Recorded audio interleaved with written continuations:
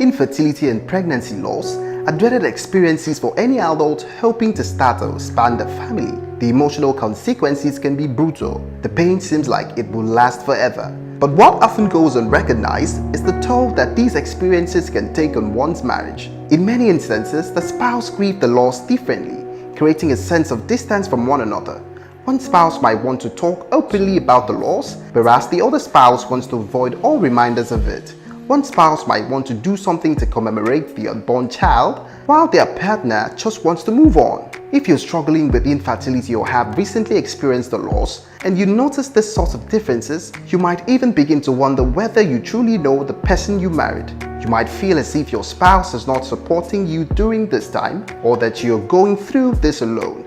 These thoughts are feelings that can set the stage for marital discord. Rather than attributing your spouse's behavior to being selfish or unsupportive, try and understand that he or she is likely just as devastated as you are, but deals with it in a different way. He's not trying to punish you. She's not intentionally invalidating your feelings. In fact, research shows that couples that make malicious attributions for one another's behavior are more likely to divorce than couples who make benign attribution. Here are some helpful tips to put into consideration that will help you best handle these cases from resulting to a dispute between you and your spouse. Before drawing all sorts of negative conclusions about your spouse, be sure to consider all of the possible explanations for his or her behavior in order to view him or her in a fair, balanced manner. And like you, your spouse is probably not at his or her best at the moment. Another source of conflict for many couples who experience infertility and pregnancy loss is different views about the plan of the future. When do you stop fertility treatment?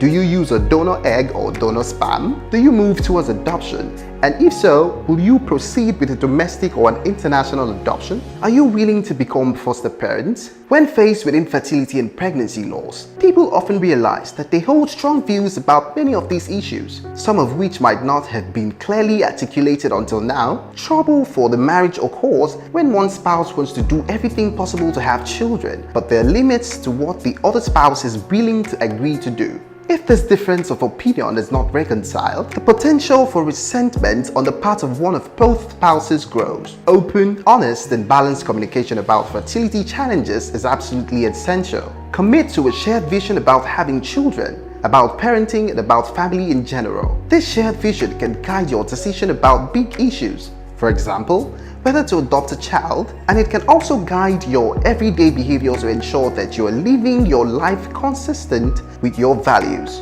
The latter for which is essential for maintaining a quality of life and fulfillment, no matter what your specific life circumstances. The shared vision will reflect a sense of acceptance of your current circumstances, as well as maximizing what you do have. If you're unable to agree upon a shared vision, you may very well decide to part ways. However, in many experiences, most couples in committed relationships are able to channel their relationship strength in order to refocus and look towards the future. To do so, it takes patience, perspective taking, and compassion. Be sure to take care of yourself so that you have the psychological resource to cope with the stress. From an individual standpoint, be sure that you are getting adequate sleep, eating 3 meals a day, exercising if you have medical clearance to do so, and ensuring that your plate is not so full that you feel scattered and behind. Go out of your way to facilitate a connection. Take the time to develop a shared vision for your future,